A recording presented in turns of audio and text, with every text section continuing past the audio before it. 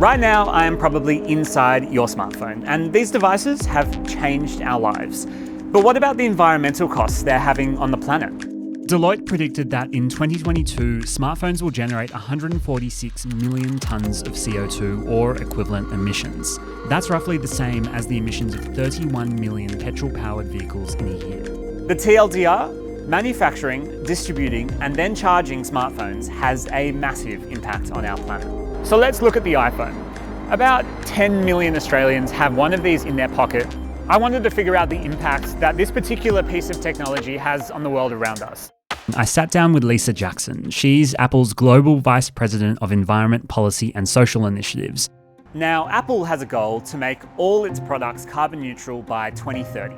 So what is Apple doing to reach their 2030 net zero goals? We have this pledge as a company, we're going to be carbon neutral by 2030. We came up with the idea of being carbon neutral and including our customers' footprint. We have an investment in a wind farm in Queensland to add clean energy to the grid, so our customers, when they charge our devices, are actually also using clean energy.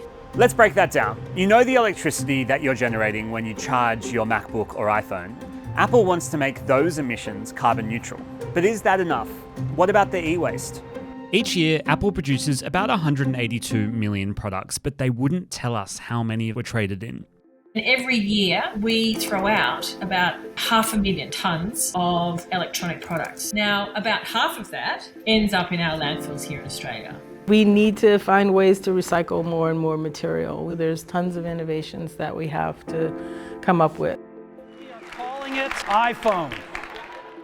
I've got 3 iPhones at home in my drawer. What could Apple be doing to kind of facilitate that part of the company's progress? Apple needs to think about how to get you to take them out the drawer and get them back to us or to somewhere where they can be recycled. We need to think about this concept of the circular economy. It's clear Apple is focused on making the emissions we produce from the manufacturing and use of our products carbon neutral. But the stakes are much higher than that. We need to think about the full life cycle of a smartphone, all the way through to when it ends up in landfill or, ideally for the planet, recycled.